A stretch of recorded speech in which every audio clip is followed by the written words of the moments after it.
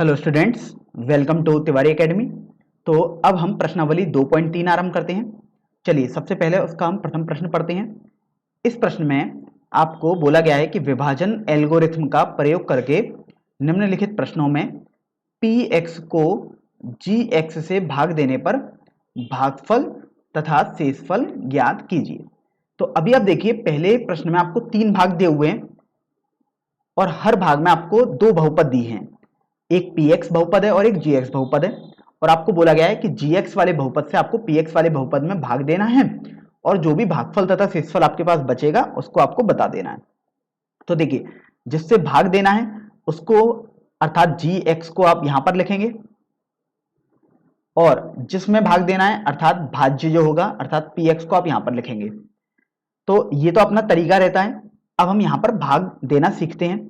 तो देखिए, आपने एक्स स्क्वायर माइनस 2 को यहां लिख दिया क्योंकि आपको gx से भाग देना था, और px आप यहां पर लिख देंगे। तो x cube minus 3x square plus 5x minus 3। अब ये ध्यान दीजिए कि हमेशा gx और px जो भी आपके पास बहुपद दिए हैं उनको घातों के घटते हुए क्रम में ही लिखें। जैसे देखिए, एक्स स्क्वायर हमने पहले लिखा है और माइनस 2 हमने बाद में लिखा है क्योंकि एक्स स्क्वायर की घात 2 है, फिर माइनस 2 वाले पद में एक्स की घात 0 आएगी। इसी तरीके से देखिए, यहाँ पर घात 3 है, यहाँ घात 2 है, फिर घात 1 है और यहाँ पर घात 0 है। तो आप इसी क्रम में इनको लिखेंगे। अब आपको ये देखना है कि एक्स स्क्वायर माइनस 2 आपके पास यहाँ पर दिया हुआ है और यहाँ आपको भाज्य दिया हुआ है। तो आपको यहाँ पर एक संख्या लिखनी है कि जिसका गुणा करने पर आपके पास ये एक्स क्यूब बन जाए। आपको पहला पद बराबर बनाना होता है। तो आप देखेंगे कि अगर आप एक्स का गुणा कर देंगे, तो अगर आपने एक्स का गुणा किया एक्स स्क्वायर में तो आपके पास आ जाएगा एक्स की घात 3। अब देखो, एक्स का गुणा माइनस 2 में करोगे तो आपके पास माइनस 2x आ जाएगा। ध्यान रखें, माइनस 2x को हमने 5x के नीचे रखा है क्योंकि ये दोनों एक जैसे पद हैं। क्योंकि x वाले पद एक जैसे होंगे तो इनको हमने एक साथ रखा है। तो अभी देखिए, अगर मैं इसमें से इसको घटाऊंगा अर्थात चिन्ह चेंज हो जाएगा। तो अभी देखो, ये प्लस का चिन्ह अभी तो चिन्ह परिवर्तित हो जाएगा क्योंकि घटाने पर चिन्ह परिवर्तित ही हो जाता है। तो देखिए, माइनस हो जाएगा और इसी तरीके से माइनस वाला प्लस हो जाएगा। तो देखिए, ये आपके पास कैंसिल हो जाएगा और 5x और 2x को यदि आप जोड़ोगे तो 7x आ जाएगा। यहां देखिए, माइनस 3 के नीचे कुछ भी नहीं है तो ये तो माइनस 3x स्क्वायर ही रहेगा, और यहां से देखिए ये माइनस 3 आपके पास आ गया। अब फिर आपको देखना है कि ये एक्स स्क्वायर है और यहाँ माइनस 3x स्क्वायर है, अर्थात अब आप माइनस 3 से गुणा करोगे तो देखो आपके पास बनेगा माइनस 3 से गुणा करने पर माइनस का 3x स्क्वायर, और माइनस 3 का यदि आप माइनस 2 से गुणा करोगे तो आपके पास प्लस का 6 बन जाएगा। तो देखो, 6 तो अचर पद है तो माइनस 3 के नीचे आप लिख दो प्लस का 6, क्योंकि एक जैसे पदों को एक साथ रखा जाएगा अर्थात एक के नीचे एक रखा जाएगा। तो अगर आप अब घटाओगे तो देखो, ये माइनस है और ये माइनस है तो एक घटने पर चिन्ह परिवर्तित हो जाता है तो ये प्लस बन जाएगा, और माइनस 3 में से 6 घटाओगे अर्थात चिन्ह परिवर्तित हो जाएगा। तो देखो, ये तो कैंसिल हो गया। आपके पास 7x के नीचे कुछ भी नहीं अर्थात 7x बचा, और माइनस 3 और माइनस 6 मिलकर माइनस 9 हो जाएगा। अब बात आती है कि क्या हम दोबारा भाग दे सकते हैं। तो अब आप देखो कि एक्स स्क्वायर माइनस 2 था आपके पास gx, अर्थात इस बहुपद की घात आपके पास 2 है, और जो आपके पास यहां पर बचा है 7x माइनस 9, इसमें बहुपद की घात आपके पास 1 है। तो जब भी घात आपके पास बराबर होती है या ज्यादा होती है तभी आप भाग दे सकते हैं। इसका तात्पर्य यह हुआ कि अभी आप एक्स स्क्वायर माइनस 2 से 7x माइनस 9 में भाग नहीं दे सकते, क्योंकि यहां पर देखिए घात 2 है और यहां पर घात 1 है। तो यही जो आगे ये लिखा होता है ये आपके पास भागफल बन जाता है, और 7x माइनस 9 ये आपके पास शेषफल हो जाएगा। तो इस तरीके से आप किसी एक बहुपद से दूसरे बहुपद में भाग देते हैं। चलिए अब हम दूसरे भाग पर बढ़ लेते हैं। इस वाले भाग में आपको px जो बहुपद दिया है वो है x की घात 4 minus 3x square plus 4x plus 5, और gx बहुपद आपको दिया हुआ है x square plus 1 minus x. तो देखिए, सबसे पहले तो आप gx बहुपद लिखेंगे क्योंकि आप इससे भाग देंगे। ध्यान रखें, हमने आपको बताया था कि बहुपद लिखते समय आप घातों के घटते हुए क्रम में लिखेंगे। तो सबसे पहले x की घात 2, अब x की घात 1 वाला पद अगर कोई है तो वो लिखेंगे। तो देखिए, ये दिखाई दे रहा है तो आप माइनस एक्स पहले लिख देंगे फिर प्लस 1 लिखा। तो आपको इस बात को बिल्कुल ध्यान रखना है, अगर आप ऐसे ही लिख देंगे जैसा दिया हुआ है तो आप त्रुटि कर देंगे। तो अभी आप px लिखोगे अर्थात भाज्य लिखोगे, तो वो आपके पास है x की घात 4 minus 3x square plus 4x plus 5। तो अभी आप ये देखो कि यहाँ एक्स स्क्वायर है अर्थात घात 2 है और यहाँ पर घात 4 है, अर्थात आप भाग तो दे सकते हैं। तो आपको एक्स स्क्वायर में किसका गुणा करें कि एक्स की घात 4 बना, ऐसा आपको सोचना है। तो आपको पता लगेगा एक्स स्क्वायर का यदि आप गुणा करोगे तो एक्स की घात 4 बन जाएगा। अब देखो एक्स स्क्वायर का गुणा माइनस एक्स में करोगे तो माइनस एक्स की घात 3 आपके पास बन जाएगा। तो मैं आप देखिए माइनस एक्स की घात 3 जो बना और ऊपर एक्स की घात 3 का तो कोई पद है ही नहीं आपके पास, तो मैं इसको थोड़ा अलग से लिख देता हूं। और अब देखिए एक्स स्क्वायर का गुणा यदि 1 में करोगे तो आपके पास प्लस का एक्स स्क्वायर आ जाएगा। तो बेसिकली आपके पास ये 3 पद आए हैं, लेकिन इसको हमने इसलिए अलग से लिखा है क्योंकि एक्स की घात 3 वाला पद इसमें कुछ था ही नहीं, तो आपको समान पदों को एक जैसा एक साथ रखना पड़ता है। तो अगर आप घटाओगे तो देखो ये माइनस हो जाएगा, ये भी माइनस हो जाएगा और ये माइनस है तो प्लस हो जाएगा क्योंकि चिन्ह परिवर्तित हो जाता है। तो देखिए ये आपके पास कैंसिल हो गया। अब माइनस 3x स्क्वायर और माइनस एक्स स्क्वायर आपके पास माइनस का 4x स्क्वायर हो जाएगा। अब x की घात 3 आप इसको सबसे आगे रख दोगे क्योंकि आपको तो सबसे बड़ी घात वाला पद सबसे पहले रखना होता था। फिर आप देखो आपके पास बचा 4x और यहां से आप देखो प्लस 5 आपके पास बच गया है। फिर आपको ये सोचना है कि x square minus x plus 1 जो ये जी एक्स जो लिखा हुआ है, क्या हम इससे इसमें भाग दे सकते हैं? हाँ, तो बिल्कुल दे सकते हैं, क्योंकि देखिए अगर यहां पर घात 2 है बहुपद की और यहां पर घात 3 है, अर्थात आप x का गुणा करोगे तो आपके पास आ जाएगा x की घात 3 minus x square plus x, क्योंकि आपने x का गुणा इस gx वाले बहुपद में कर दिया। तो अगर आप घटाएंगे अर्थात साइन चेंज कर देंगे तो देखिए माइनस ये प्लस हो जाएगा और ये प्लस का दोबारा माइनस हो गया, तो देखिए ये कैंसिल हो जाएगा आपके पास। और देखिए आपके पास रह जाएगा माइनस का 3x स्क्वायर, क्योंकि माइनस का 4x स्क्वायर और प्लस का एक्स स्क्वायर, माइनस का 3x स्क्वायर हो गया। इसी तरीके से आप देखो यहाँ 4x है और यहाँ माइनस का x है, तो ये प्लस का 3x हो गया और प्लस का 5 आपके पास आ गया। अब फिर आप सोचिए कि क्या आप भाग दे सकते हैं? तो हाँ बिल्कुल दे सकते हैं, क्योंकि यहाँ देखिए घात 2 है, यहाँ पर भी घात 2 है।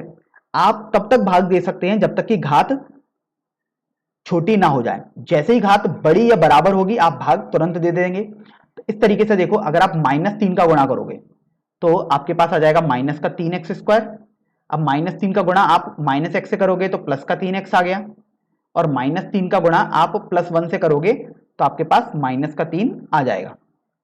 तो अभी आप देखो फिर आप दोबारा घटाओगे तो आपके पास देखिए माइनस था भी है, तो ये घट के चिन्ह परिवर्तित हो जाता है तो प्लस हो जाएगा। इसी तरीके से प्लस का ये माइनस हो जाएगा और ये माइनस का प्लस हो जाएगा। तो देखिए ये तो आपके पास कैंसिल हो जाएगा क्योंकि माइनस का 3x स्क्वायर प्लस का 3x स्क्वायर। इसी तरीके से ये भी कैंसिल हो जाएगा क्योंकि प्लस का 3x और माइनस का 3x, और यहाँ पर प्लस का 5 और प्लस का 3 बचा जो कि 8 के बराबर आ जाएगा। अब बात आती है कि क्या आप दोबारा भाग दे सकते हैं? तो अब आप बिल्कुल भी भाग नहीं दे सकते हैं, क्योंकि यहाँ पर देखिए घात 2 है और यहाँ पर आप देखिए घात 0 है, अर्थात जब भी छोटी घात आ जाएगी तब आप भाग नहीं दे सकते हैं। तो इसका मतलब आपके पास जो शेषफल होगा वो तो हो जाएगा x square plus x minus 3, sorry ये तो आपके पास भागफल हो जाएगा, तो यहाँ ये भागफल आपके पास हो गया, और जो आपके पास शेषफल होगा वो 8 के बराबर आ जाएगा। तो इस तरीके से इन दोनों भागों को हमने हल कर दिया। अब देखिए तीसरे भाग में आपको जो px है वो बहुपद दिया हुआ है x की घात 4 माइनस 5x प्लस 6, और gx वाला बहुपद दिया है 2 माइनस एक्स स्क्वायर, और आपको gx से भाग देना है। तो सबसे पहले तो ध्यान रखें जो gx वाला बहुपद है और जो px वाला बहुपद है उनको हमेशा घातों के घटते हुए क्रम में लिखा जाता है, अर्थात आप माइनस एक्स स्क्वायर को पहले लिखेंगे फिर प्लस 2 लिखेंगे, और यहाँ पर आप px वाला बहुपद लिखेंगे अर्थात जो भाज्य है x की घात 4 माइनस 5x प्लस 6। तो फिर आप देखिए आपको यहाँ माइनस एक्स स्क्वायर है या एक्स की घात 4 है, तो आप माइनस एक्स स्क्वायर का गुणा करेंगे तभी तो एक्स की घात 4 बनेगा, तो आपने एक्स की घात 4 कर दिया। अब आप माइनस एक्स स्क्वायर का प्लस 2 में गुणा करोगे तो आपके पास माइनस का 2x स्क्वायर आया, लेकिन आप देख रहे हैं कि इन पदों में ये जो आपके पास पद लिखे हुए हैं इनमें आपके पास एक्स स्क्वायर वाला तो कोई पद है ही नहीं, इसलिए आप जो माइनस का 2x स्क्वायर आया इसको अलग से यहां पर लिख लीजिएगा। तो अभी देखिए हम घटाते हैं, तो घटाने पर आप जानते हैं चिन्ह परिवर्तित हो जाएगा, तो देखिए प्लस है तो ये माइनस हो जाएगा और ये कट जाएगा, और इसी तरीके से देखिए ये माइनस है तो प्लस हो जाएगा। तो आप सबसे पहले तो 2x स्क्वायर लिख देंगे क्योंकि सबसे बड़ी वाला घात वाला पद जो होगा वो सबसे पहले लिखना होता है। फिर आप देखिए माइनस 5x आपके पास बचा है और यहाँ पर +6 आपके पास बचा है। अब आप देखिए कि सोचेंगे कि क्या -x² + 2 से इसमें भाग जा सकता है, तो बिल्कुल जा सकता है, क्योंकि देखिए यहाँ पर घात 2 है और यहाँ पर आप देखिए घात 2 है यहाँ पर भी, अर्थात हम भाग दे सकते हैं अभी भी। तो देखिए आप -2 से भाग दे देंगे तभी तो आपके पास प्लस का 2x² बनेगा, और -2 से आप +2 में भाग देंगे तो आपके पास -4 हो जाएगा। तो आप देखिए मैंने अचर के नीचे अचर पद रखा हुआ है, तो अभी जब हम घटाएंगे तो चिन्ह परिवर्तित हो जाएंगे, तो ये माइनस और ये प्लस हो जाएगा। तो देखिए 2x² में से माइनस का 2x² तो ये कैंसिल हो जाएगा, और यहाँ पर आपके पास बचेगा माइनस का 5x और +6 और +4 अर्थात +10 आपके पास बच जाएगा। तो इस तरीके से अब ये आपके पास आ गया। अब आप सोचिए कि क्या आप भाग दोबारा दे सकते हैं, तो अभी आप भाग नहीं दे सकते, क्योंकि देखिए ये जो बहुपद है इसमें घात आपके पास 2 है, यहाँ पर आपके पास घात 1 है, तो यहाँ पर अभी आप भाग नहीं दे सकते। इसका तात्पर्य ये हुआ कि ये जो है अब आपके पास शेषफल बन चुका है। तो यहाँ से आपके पास शेषफल तो आ जाएगा -5x + 10, और जो भागफल है वो आपके पास ये हो जाएगा, जो कि आ रहा है -x² - 2 के बराबर। तो इस तरीके से आपका पहला भाग हल होता है। चलिए अब हम दूसरे भाग पर बढ़ते हैं, दूसरे प्रश्न पर। तो इस प्रश्न में आपको बोला गया है कि पहले बहुपद से दूसरे बहुपद को भाग करके जांच कीजिए कि क्या प्रथम बहुपद द्वितीय बहुपद का एक गुणनखंड है। तो अभी देखिए आपको बोला गया है जो पहला बहुपद, आपके पास 3 भाग हैं और हर किसी भाग में 3 बहुपद, 2-2 बहुपद दिए हुए हैं, और आपको बोला गया है कि प्रथम बहुपद द्वितीय बहुपद का एक गुणनखंड है और इसकी आपको जांच करनी है। तो देखिए सबसे बेहतर बात ये रहती है कि अगर हम इसका कॉन्सेप्ट समझें तो समझिए कि अगर जैसे आपके पास संख्या 3 है और संख्या 12 है, और आपसे बोला जाए कि क्या 3 12 का एक गुणनखंड है, तो आप 3 से 12 में भाग देंगे। यदि शेषफल, मैं यहां पर लिख देता हूं, यदि शेषफल 0 आएगा तो गुणनखंड होता है, और शेषफल 0 नहीं आया तो गुणनखंड नहीं होगा। तो आपको इन बातों का ध्यान रखना है। जैसे आप देखो 3 का अगर आप 12 में भाग दोगे तो ये 4 और आपको ये 0 मिल गया, तो आपने देखा कि शेषफल तो आपके पास 0 आ गया, तो इसका मतलब 3 12 का एक गुणनखंड होता है। तो जैसा कॉन्सेप्ट हमने इन नंबर्स में लगाया है ऐसा ही यहाँ पर बहुपद में लगाएंगे। तो इसी तरीके से देखिए पहले वाला प्रश्न, पहले वाले भाग पर हम बढ़ते हैं। तो यहाँ पर आपको भाग देना है t² - 3 से दूसरे वाले बहुपद में, जो कि आपके पास लिखा हुआ है 2 × t⁴ plus 3 × t⁵ minus 2 × t⁵ minus 9t - 12 के बराबर। तो अभी आप ये देखो कि आप t² से इसमें भाग देंगे, तो इसका मतलब 2t² आपको गुणा करना पड़ेगा, तभी तो आपके पास 2 × t⁵ आ जाएगा।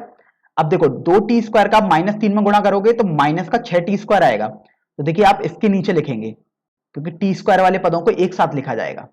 तो अभी हम घटाएंगे तो देखिए ये माइनस हो जाएगा और ये माइनस चिन्ह था तो ये प्लस हो जाएगा। तो अब देखिए ये तो आपके पास कैंसिल हो गया, क्योंकि प्लस का 2t⁵ और माइनस का 2 × t⁵। अब देखिए इसके नीचे तो आप कुछ पा ही नहीं रहे हैं, तो इसको तो आप ऐसे लिख देंगे 3 × t⁵। ये आपके पास हो जाएगा प्लस 4 × t⁵ माइनस 9t - 12 के बराबर।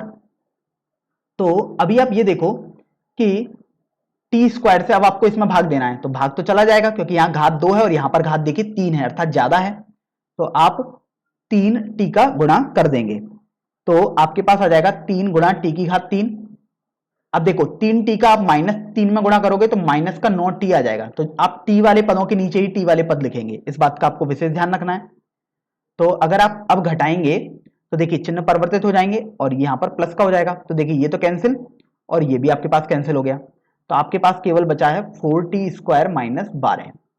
फिर आप देखिए कि क्या आप भाग दे सकते हैं, तो आपको पता लगेगा यहाँ पर घात 2 है और यहाँ पर भी घात 2 है अर्थात आप भाग दे सकते हैं।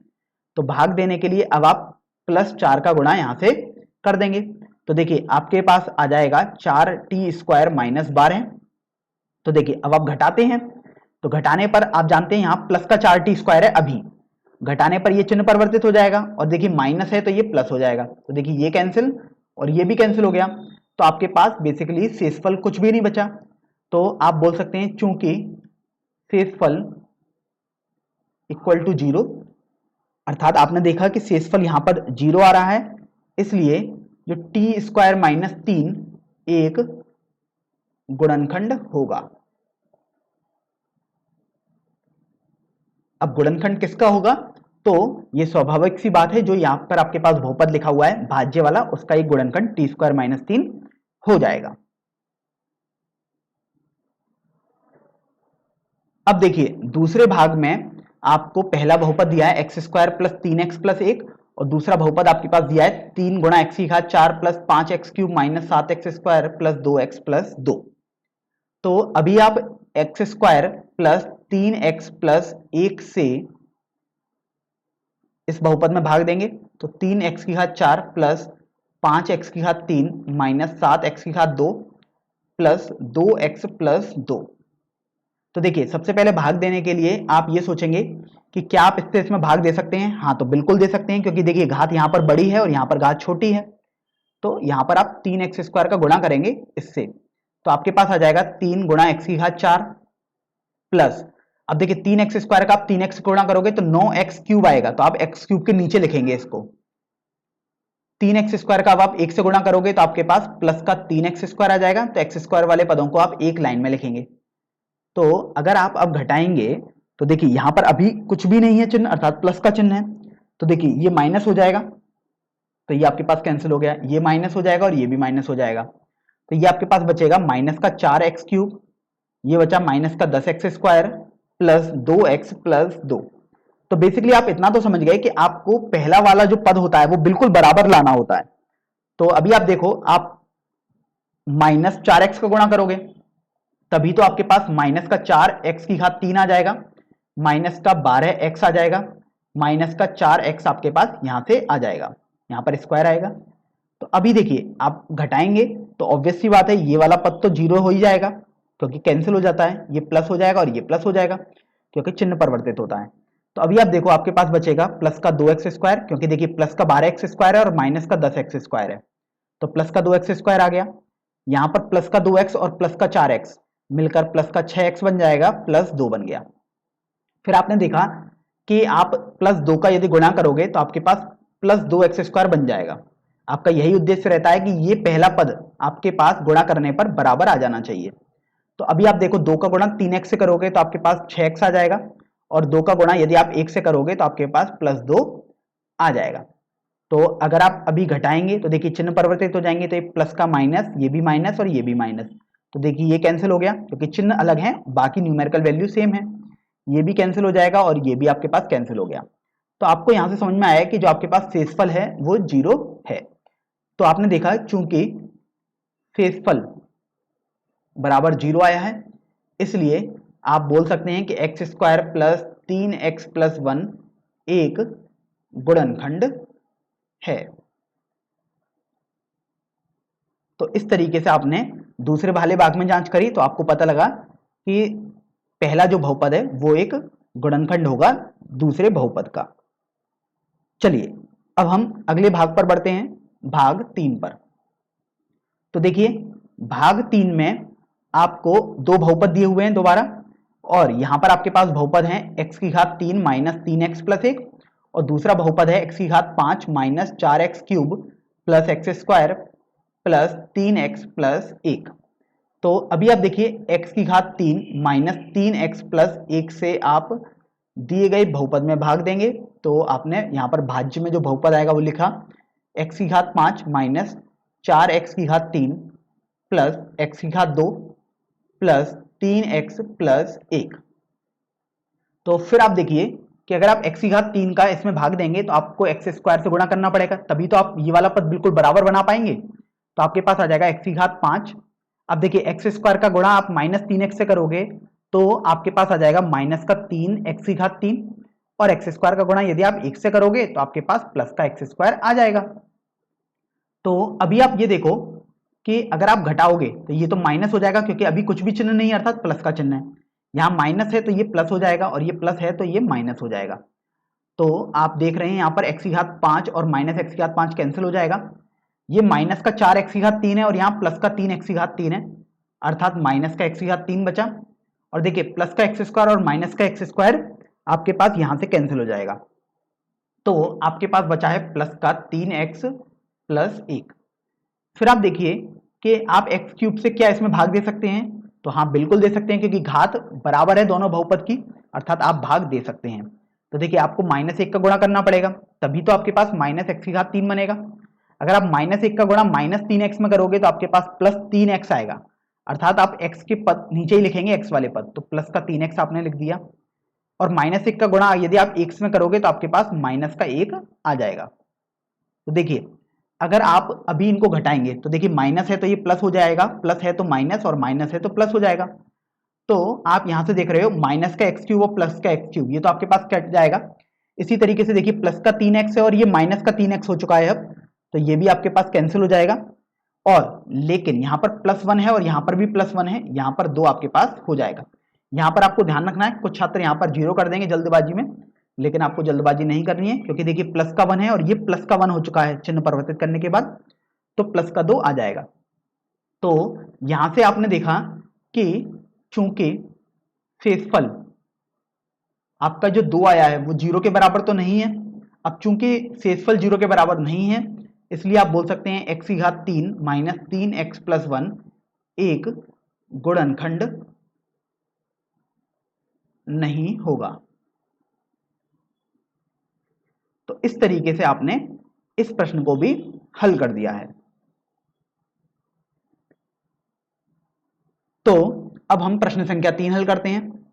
इस प्रश्न में आपको बोला गया है कि 3x4 plus 6x3 minus 2x² minus 10x minus 5 के अन्य सभी शून्यक ज्ञात कीजिए यदि इसके दो शून्यक √5/3 और माइनस का √5/3 हैं। तो देखिए सबसे पहले तो हम ये समझ लें कॉन्सेप्ट एक, कि यदि किसी बहुपद के शून्यक x बराबर अल्फा है तो x माइनस अल्फा एक गुणनखंड होगा।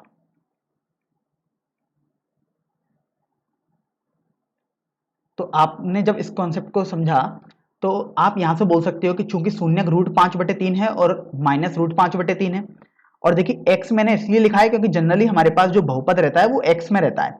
अगर आपके पास y है तो आप y बराबर अल्फा भी बोल सकते हैं। तो यहां से आपने देखा कि चूंकि यहां पर देखो बहुपद आपके पास x में है, अर्थात जो चर है वो आपके पास x है, तो शून्यक आपके पास ये आ गए। तो यहां से आप बोल सकते हो कि x माइनस √5/3 तथा x माइनस √5, अच्छा ये अंडर रूट का चिन्ह आपके पास अंश और हर दोनों में है, तो यहां पर अभी हम दोनों में लगाएंगे। तो देखिए आपके पास ये आ जाएगा √5/3 और यहां पर आ जाएगा माइनस √5/3। तो ये दोनों गुणनखंड हो जाएंगे दिए गए बहुपद के। तो अगर आप देखें तो यहां से अगर इनका गुणा करोगे तब वो भी तो आपके पास एक गुणनखंड हो जाएगा, तो x माइनस √5/3, और देखिए अगर आप इसको थोड़ा सरल करोगे तो ये माइनस और ये माइनस मिलकर प्लस हो जाएगा, तो x प्लस √5/3 भी एक गुणनखंड हो जाएगा। तो देखिए यहां पर मैंने तथा लगाया अलग अलग बताया और यहां पर मैंने कुछ भी नहीं लगाया, अर्थात मैं बोल रहा हूं कि इन दोनों का गुणनखंड, सॉरी इन दोनों का जो गुणनफल आएगा भी एक गुणनखंड होगा। तो अगर आप इनका गुणनफल करोगे तो अभी तो ये मैंने केवल कोष्टक में आपके पास लिखे हैं, तो आपने देखिए कक्षा 9 में एक सर्वसमीकरण पढ़ी थी कि a माइनस बी का गुणा यदि आप a प्लस बी से करोगे तो आपके पास a² माइनस b² आता है। तो यहां से आपको समझ में आएगा कि अगर आप इनका गुणा करोगे तो x² माइनस √5/3 का होल स्क्वायर आएगा। तो यहां से देखो इसको सरल करने पर x² माइनस 5/3 आपके पास आ जाएगा। तो अभी यहां से आपके पास ये आ गया। अब ये आपको ये तो पता लग गया कि x² माइनस 5/3 भी दिए गए बहुपद का एक गुणनखंड होगा, और दिए गया बहुपद आप देख सकते हैं यहां पर आपको ये एक बहुपद दिया हुआ है, अर्थात इसका गुणनखंड आपने निकाल लिया x² माइनस 5/3।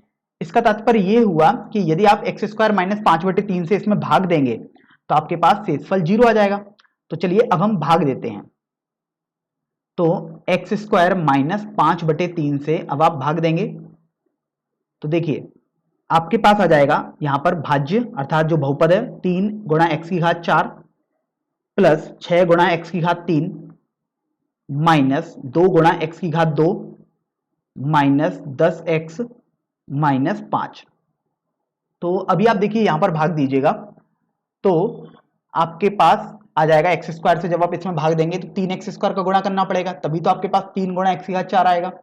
फिर देखिए 3x स्क्वायर का जब आप माइनस 5/3 में गुणा करोगे तो माइनस का 5x स्क्वायर बचेगा, क्योंकि मैं यहां पर आपको करके दिखा देता हूं। माइनस का 5/3 का गुणा 3x स्क्वायर से यदि आप करोगे तो देखिए ये आपके पास बच जाएगा माइनस का 5x स्क्वायर के बराबर। तो यहां से आप माइनस का 5x स्क्वायर जो बचा है तो आप एक्स स्क्वायर वाले पद के नीचे ही तो एक्स स्क्वायर वाले पद लिखते थे, तो आप यहां पर लिख दोगे माइनस का 5x स्क्वायर। तो देखिए अब आप इनको घटाएंगे तो देखिए यहां पर अभी कोई भी चिन्ह नहीं है तो अभी ये माइनस हो जाएगा, ये माइनस है तो ये प्लस हो जाएगा, तो ये देखिए कैंसिल हो गया। इसके नीचे देखिए कोई भी चिन्ह नहीं था अर्थात या कोई भी पद भी नहीं था, तो ये तो जैसे का तैसा ही रहेगा, तो 6x³ बचा।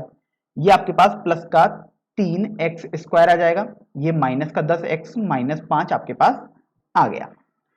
अब आप देखो कि एक्स स्क्वायर है यहाँ 6x की घात 3 अर्थात भाग जा सकता है, तो आपको प्लस 6x से गुणा करना पड़ेगा, तो 6x की घात 3 आ गया।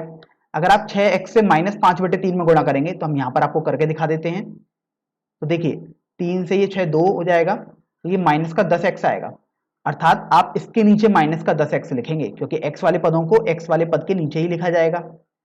तो अभी आप जब घटाओगे तो आप देख रहे हो यहाँ माइनस हो जाएगा क्योंकि अभी ये प्लस था लेकिन घटाने पर चिन्ह परिवर्तित हो गया। इसी तरीके से देखिए माइनस है, चिन्ह परिवर्तित हो जाएगा घटाने पर, तो ये प्लस बन गया, तो ये कैंसिल हो जाएगा और ये भी आपके पास कैंसिल हो गया। तो आपके पास बचेगा 3x स्क्वायर माइनस 5। फिर आप देख रहे हैं कि क्या आप दोबारा भाग दे सकते हैं, तो आप देखेंगे यहाँ पर घात 2 है, यहाँ पर घात भी 2 है, अर्थात आप भाग दे सकते हैं। देखिए आप प्लस 3 का गुणा करोगे तो आपके पास आ गया प्लस का 3x स्क्वायर। ये देखो 3 का गुणा अगर आप माइनस 5/3 से करोगे तो माइनस का 5 आ जाएगा।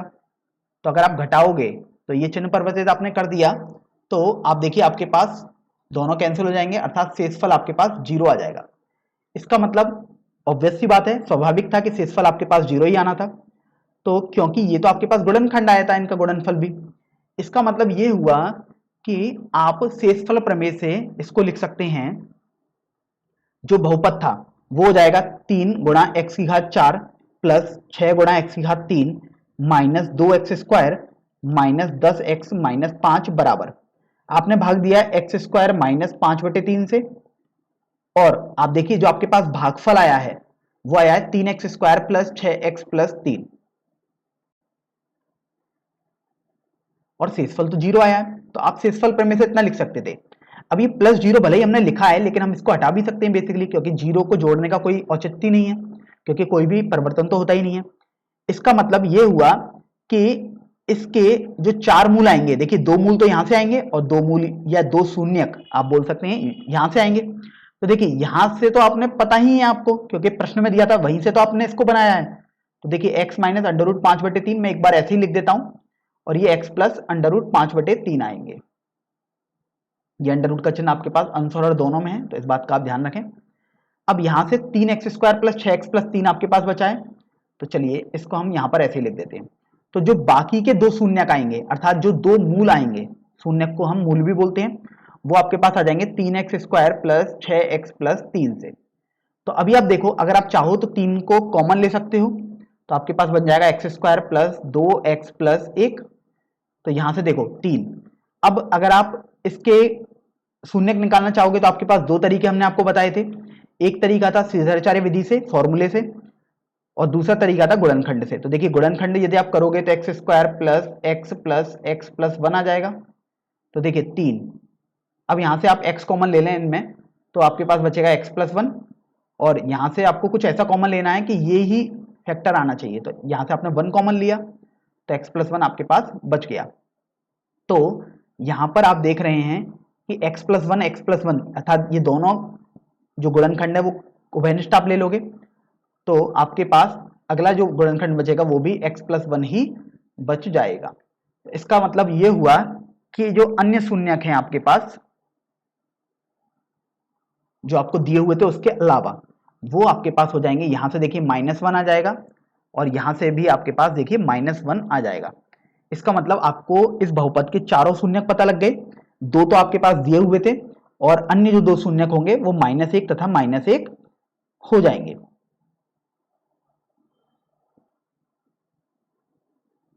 तो अब आप एक बात ये गौर करिए, हम एक मेथड से इसको और बताएंगे कि यहां पर हमने x² -5/3 ही आपके पास लिखा रहने दिया है। अगर आप चाहें तो आप इसमें को लासापा लेकर 1/3 x² गुणा 3 -5 लिख सकते हैं और आप इससे भी भाग दे सकते हैं क्योंकि दोनों बातें सेम ही हैं। और अगर आप 1/3 को फिर हटाना चाहें तो हटा भी सकते हैं क्योंकि किसी भी अचर पद का गुणा या भाग करने पर उसके शून्यकों में कोई भी अंतर नहीं आता है। तो अभी आप देखिए मैंने x² -5/3 से तो पहले भाग दिया था, अब मैं मेथड 2 में 3x² -5 से भाग देता हूं। तो आप देखिए आपके पास आंसर बिल्कुल सही आएगा, उसको हम करके भी दिखा देते हैं। ये आपके पास हो जाएगा 3x⁴ plus 6x⁴ minus 2x² -10x -5। तो अगर आप देखिए भाग देंगे तो यहां से आप देख रहे हैं कि ये आपके पास 3x⁴ है और यहाँ 3x² अर्थात x² का गुणा करना पड़ेगा, तो 3x⁴ आ गया।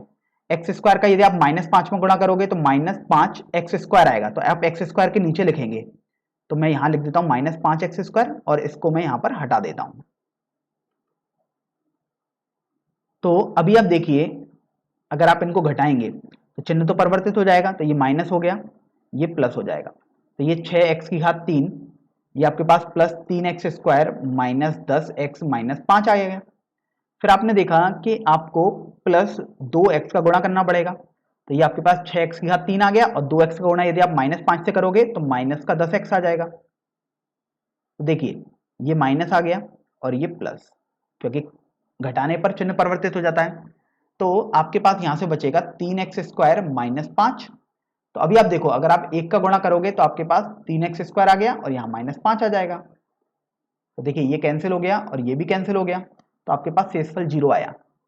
इसका मतलब आपको ये समझ में आया कि जो दो अन्य शून्यक होंगे वो आपके पास x² प्लस 2x प्लस 1 से मिलेंगे, और वो हम इसलिए बोल पा रहे हैं क्योंकि यहाँ पर देखिए आपके पास जो भागफल आया है वो x² प्लस 2x प्लस 1 ही आया है। तो देखिए इसको भी आप दो तरीके से कर सकते हैं, आपको हमने बताया ही था, आप एक गुणनखंड विधि से कर सकते हैं और एक सीधाचार्य विधि से। तो पिछले जो मेथड में मैंने गुणनखंड विधि यूज करी है इसी को अब मैं सीधाचार्य विधि से कर देता हूं। तो देखिए आपके पास आ जाएगा x बराबर -b plus minus √b² -4ac/2a। आपको ये फॉर्मूला यूज करना है जब आपके पास ax² plus bx plus c इस तरीके का बहुपद हो। तो आप देख रहे हो कि आप यदि कंपेयर करोगे इसमें तो a का मान तो आपके पास 1 हो गया, b का मान 2 आ जाएगा और c का मान 1 आ जाएगा। तो इस तरीके से अगर आप इसके शून्यक निकालना चाहोगे तो आप देख सकते हो कि आपके पास आ जाएगा x बराबर -b अर्थात 2 प्लस माइनस √b² अर्थात 2 का स्क्वायर -4 गुणा a गुणा c। तो देखिए a और c का मान 1 और 1 आपने लगा दिया बटे 2a अर्थात 2 गुणा 1। तो आप देखिए कि x बराबर -2 प्लस माइनस √ में, यहां पर आप देखिए 2 का स्क्वायर 4 आया, -4 का 1 से और फिर 1 से गुणा किया तो 4 ही रहेगा बटे 2 आ गया। अब देखो आपको यहां से ये समझ में आ गया कि जो ये 4 -4 जो √ में लिखा हुआ है ये तो आपके पास 0 आ गया, तो आप इसको लिखो ही मत अलग से। तो हम अगली लाइन में केवल आपके पास लिख रहे हैं यहां से x बराबर -2 बटे 2, तो देखिए -1 आया। अब बात आएगी कि क्या यहां पर एक ही शून्यक आएगा, क्योंकि यहां पर तो आपको एक ही दिखाई दे रहा है, लेकिन आप देखिए आपको हमने पिछले प्रश्नावली में बताया भी था कि अगर यहां पर आपने देखा कि 2 घात का बहुपद है अर्थात 2 शून्यक आपके पास आनी चाहिए, और लेकिन आपने देखा यहां पर आपके पास एक ही शून्यक आ रहा है। इसका मतलब ये हुआ कि जो दूसरा शून्यक होगा वो भी -1 ही आपके पास आ जाएगा। इसलिए अन्य जो शून्यक आपके पास आएंगे दिए गए बहुपद के वो आपके पास -1 तथा -1 ही हो जाएंगे। अब हम प्रश्न संख्या 4 हल कर लेते हैं। इस प्रश्न में आपको बोला गया है कि यदि x⁵ 3 -3x² plus x plus 2 को एक बहुपद gx से अगर आप भाग दें तो भागफल तथा शेषफल क्रमशः x-2 तथा -2x+4 आता है। तो gx का मान आपको ज्ञात करना है। तो अभी आप देखो, अगर आप नंबर्स में बात करते थे, यहां पर तो भले ही बहुपद दिए हुए, तो नंबर्स में पहले हम समझते हैं। नंबर्स में आपने सीखा था कि आपके पास जो भाज्य आता है वो होता है भाजक गुणा भागफल प्लस शेषफल के बराबर। देखिए ये आपने पढ़ा था। तो अभी आप चाहे नंबर्स की बात हो अर्थात अंकों की बात कर रहे हो, चाहे ये बहुपद x या जिसमें भी आपके पास बहुपद हैं उसकी आप बात कर रहे हो, आपको यही फॉर्मूला यूज करना है। तो भाज्य तो देखिए ये हो जाएगा क्योंकि आपको इसमें भाग देना है। भाज्य वो होता है जिसमें भाग दिया जाता है। तो देखिए ये आपके पास आ गया x की घात 3 माइनस 3x² प्लस x+2। भाजक वो होता है जिससे भाग दिया जाता है। तो देखिए आपको gx से भाग देना है अर्थात भाजक आपके पास gx हो गया। भागफल देखिए आपके पास दिया हुआ है x-2 और आप देख सकते हो कि आपके पास जो शेषफल है वो है -2x+4। तो आप यहां से देखिए -2x+4 को पक्षांतर करेंगे बाईं पक्ष की तरफ, तो आपके पास आ जाएगा x की घात 3 माइनस 3x² प्लस x+2। अब देखिए -2x है तो ये प्लस का 2x आ गया, और देखिए ये प्लस का 4 है तो ये यहां पर माइनस का 4 आ गया, क्योंकि पक्षांतर करने में चिन्ह परिवर्तित आपके पास हो जाते हैं। और ये आपके पास आ जाएगा gx गुणा x-2। तो अगर आप देखो बाएं पक्ष को अगर आप थोड़ा सरल करोगे तो x की घात 3 माइनस 3x²। अब देखिए यहां पर प्लस x है और यहां पर प्लस का 2x है, तो ये मिलकर प्लस का 3x बन गया। और देखिए यहां 2 है और यहां -4 है, तो ये मिलकर आपके पास माइनस का 2 हो जाएगा। तो यहां से आपने ये तो कर दिया हल। अब आप देखिए कि आपको ये बराबर अगर आप लिखोगे आगे तो यही लिखोगे gx गुणा x-2। इसका मतलब ये हुआ gx आपके पास हो जाएगा x की घात 3 माइनस 3x² प्लस 3x-2 बटे x-2। इसको अगर आप थोड़ा समझेंगे तो ये बेसिकली आपके पास लिखा हुआ है कि ये जो बहुपद है आपको इस बहुपद में x-2 से भाग देना है, क्योंकि ये आपके पास ऊपर अंश में लिखा हुआ है अर्थात ये भाज्य हो जाएगा और ये आपके पास भाजक हो जाएगा। तो चलिए अब हम भाग करते हैं। तो देखिए आपके पास x-2 भाजक बन चुका है और भाज्य आपके पास बन चुका है x की घात 3 माइनस 3x² प्लस 3x-2। फिर आप अगर भाग दोगे तो आपको पता लगेगा कि x² से गुणा करना पड़ेगा, क्योंकि यहाँ x³ है, तो x² से यदि x का गुणा करेंगे तभी आपके पास x की घात 3 बनेगा। माइनस अब देखिए 2 का गुणा x² से करोगे तो माइनस का 2x² आ गया। अगर आप घटाएंगे तो देखिए माइनस है और ये प्लस हो जाएगा। तो आप देख रहे हो कि ये तो आपके पास कैंसिल हो जाएगा क्योंकि माइनस और प्लस चिन्ह का अंतर है, और ये आपके पास माइनस का x² प्लस का 3x माइनस का 2 आपके पास आ गया। फिर आप देखिए कि आप माइनस x से गुणा करोगे तो ये आ जाएगा माइनस का x²। फिर देखिए आपके पास माइनस का 2 से माइनस के x में गुणा करोगे तो प्लस का 2x आ गया। तो अगर आप घटाओगे तो देखो ये प्लस आ गया और ये आपके पास माइनस आ जाएगा, क्योंकि घटाने पर चिन्ह परिवर्तित हो जाते हैं। तो आपने देखा ये भी आपके पास कैंसिल हो जाएगा और आपके पास यहां से बच जाएगा 5x माइनस 2 के सॉरी यहाँ पर 3x और यहाँ माइनस का 2x है, तो 5x ना होकर आपके पास केवल x बचेगा -2 के बराबर। फिर आप देखिए कि यहाँ पर अगर आप +1 कर दें अर्थात 1 का गुणा करोगे तो आपके पास x-2 आ जाएगा। देखिए माइनस और ये प्लस, तो ये भी आपके पास कैंसिल हो जाएंगे, तो आपके पास 0 आ गया।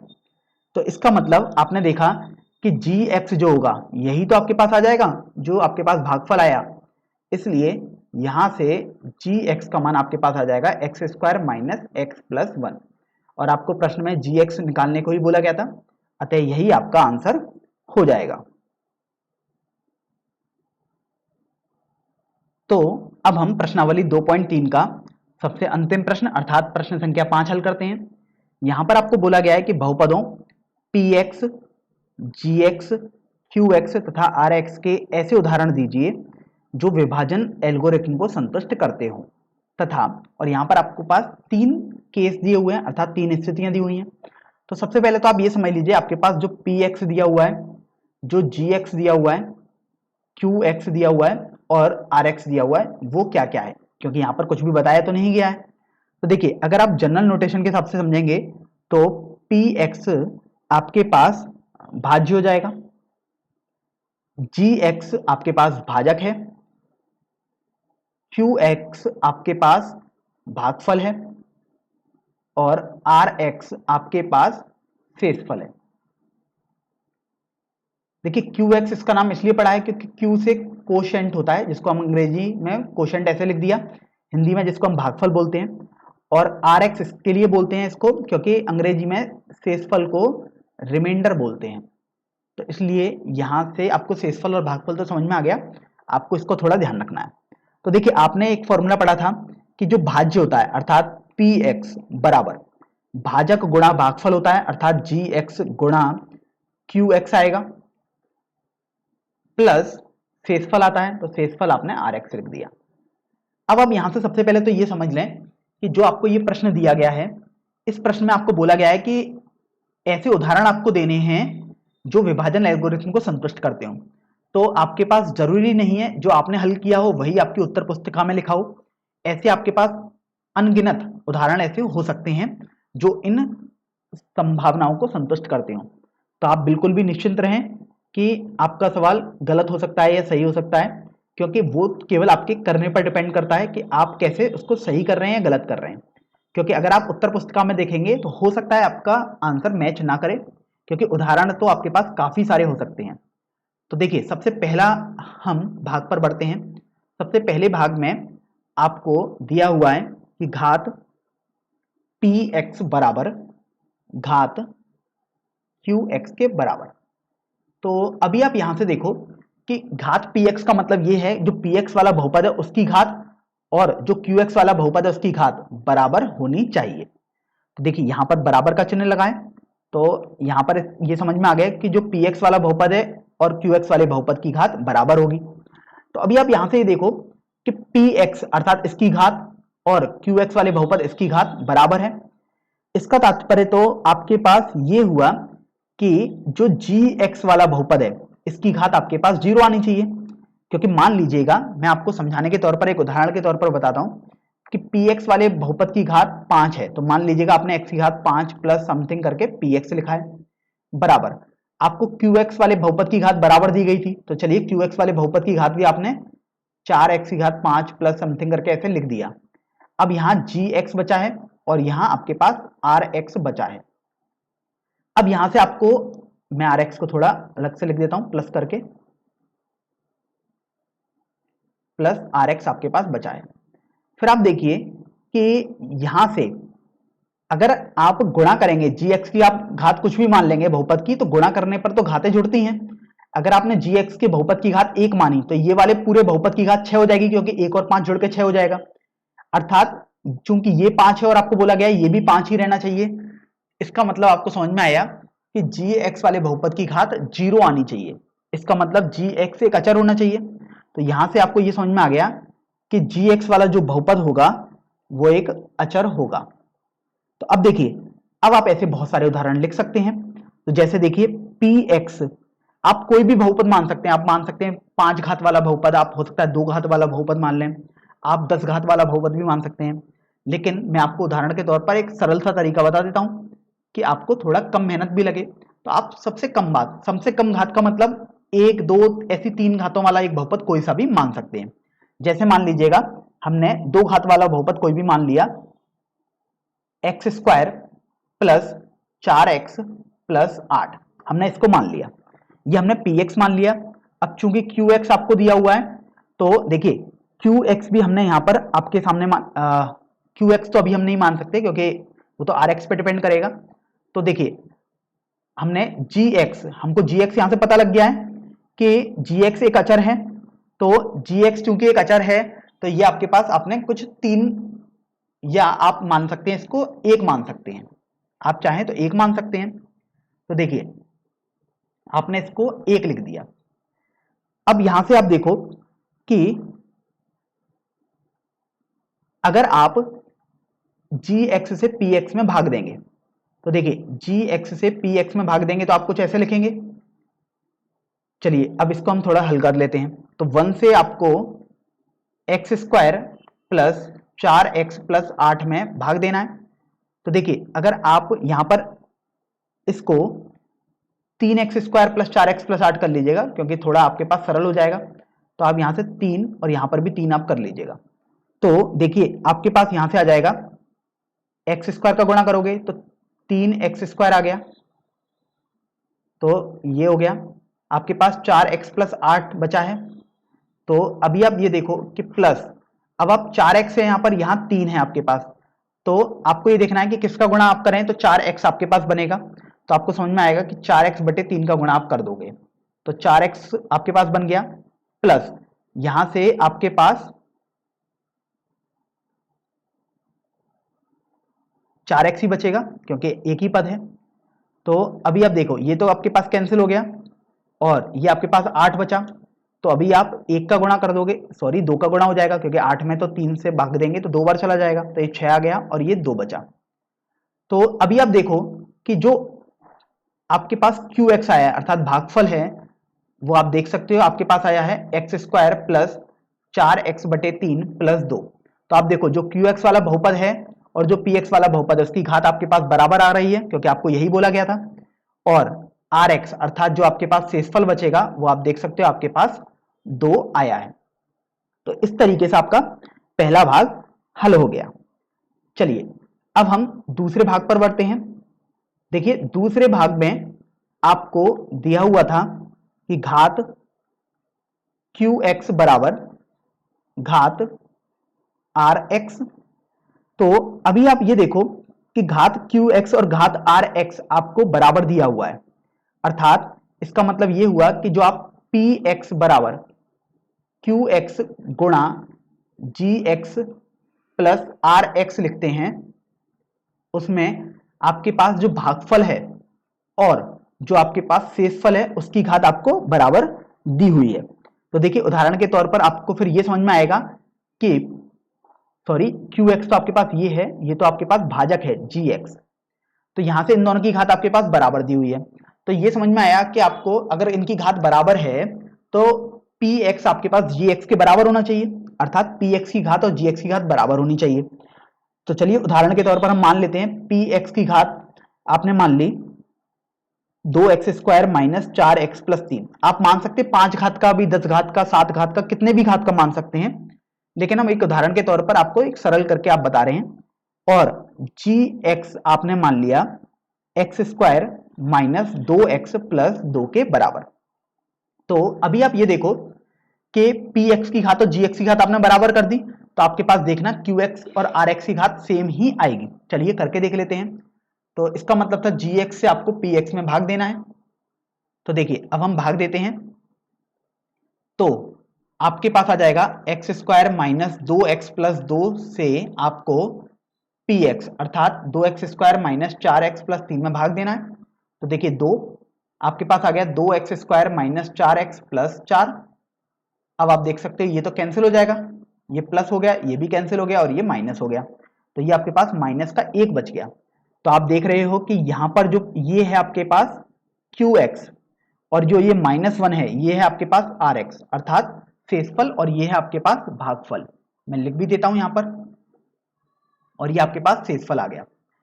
अब आप देख भी सकते हैं कि जो भागफल और शेषफल की घात आ रही है, देखिए घात यहां पर इस बहुपद की 0 है क्योंकि x का कोई पद ही नहीं आ रहा, तो आप यहां पर घात 0 बोलेंगे। इसी तरीके से आप देख रहे हो यहां पर भी एक अचर पद आ रहा है, अर्थात यहां पर भी आपके पास घात 0 ही हो जाएगी।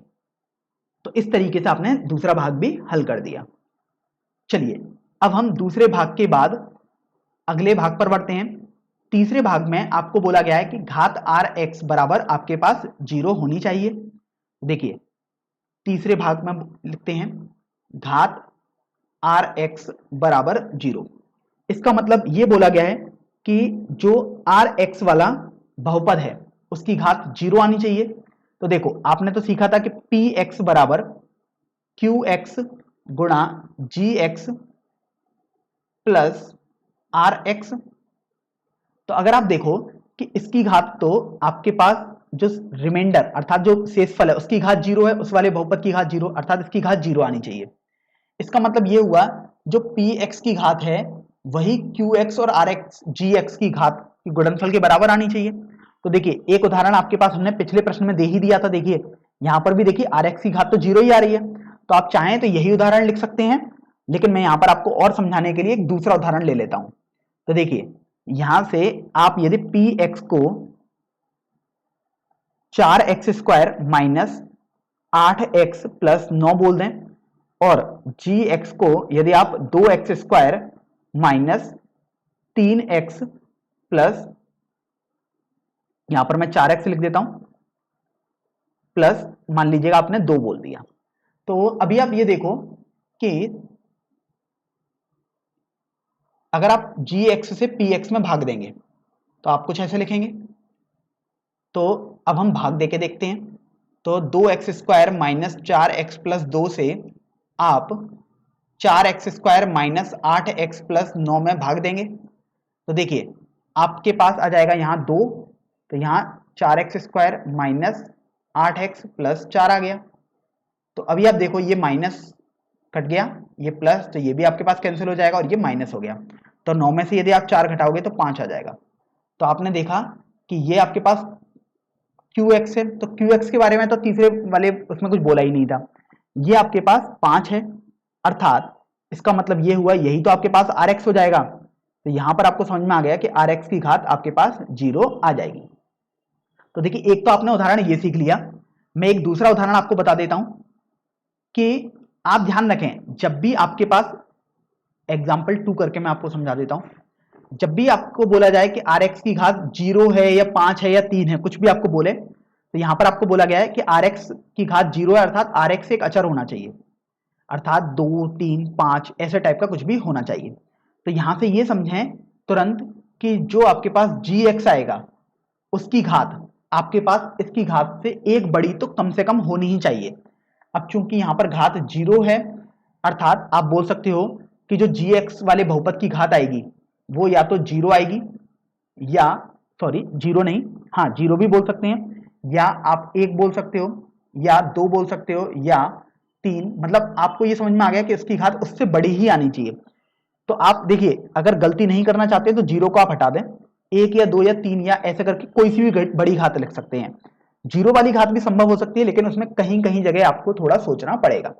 तो देखिए मैं एक उदाहरण के तौर पर यहां पर आपको इस वाले भाग से बताता हूं कि अगर आप gx को देखिए घात 0 है तो आप gx को x प्लस 2 मान लीजिएगा और px को आप x प्लस 8 मान लीजिएगा।